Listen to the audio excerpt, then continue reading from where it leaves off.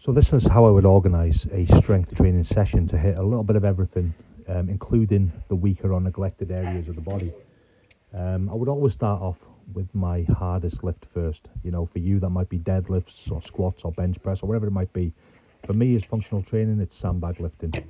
So I get the 100 kilo sandbag up and down. 3 sets of 5 does the trick. From there, I would move on to my kettlebell complexes. Normally in sets of 10. Obviously a little bit easier than sandbag lifting, but not much when you up the reps. I would normally organise this in a push-pull sort of complex. Here, one of my favourites, military press, sets of 5 or 10. From there, moving on to the pull exercise, which is the cleans, the double kettlebell cleans. A lot of people do cleans and it just tap the shoulders and put the bells down, but I like to hold and squeeze at the top. It's a lot harder, you'll find, especially as the reps go up, but it's probably why people avoid it. But you hit a lot more things from that.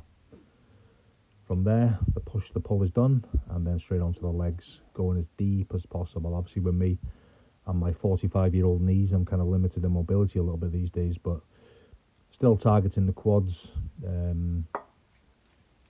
As good as any other exercise, to be honest with you. They're way more difficult than sort of barbell squats at the same weight. But yeah, they target it well. The kettlebell front rack squats is the go-to exercise, I believe, for legs, for leg drive, leg power, and quad strength and size as well. From there, I'd move on to direct arm work. I mean, it's neglected a lot, especially in functional training today. And the only 2 exercises that I really do for these are towel kettlebell curls and chin-ups. Most of my time now, though, it's towel kettlebell curls. You can use a rope, belt, whatever you've got, really, as long as you get the curl and exercise in. I took my arms up a lot of inches through this over the years, so it's absolutely brilliant for grip strength, bicep strength, tendon health, and everything else, really. I would, from there, move on to neck work. Massively neglected in gyms these days, I believe. I always start off with shrugs, which target the lower neck and the upper traps.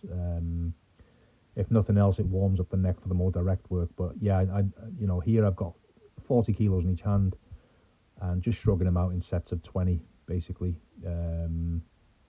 Does sting a little bit towards the end, but the benefits of it are superb. To be honest with you, make sure to get your breath pattern right. From there, obviously moving on to direct neck work, neck bridges. You've got to be very careful with this build up to it. Here I'm using the hands as a base of support and making sure my nose touches the mat. It was a favourite of Farmer Burns, who had a freakishly big neck. I think it was the only exercise he actually done for the neck alongside with his wrestling, of course. And then yeah, when you're ready and you feel confident, you can take your hands away, which is what I'm doing here. Put them behind your back and do the same exercise just without the support. As you can see, I'm not quite touching my nose to the mat, but it still does the trick. And I finish on grip work, which is Farmer's carries. An Olympic wrestler I heard once being interviewed, and he said that's all he's done for grip work. So get after it, guys. It matches everything.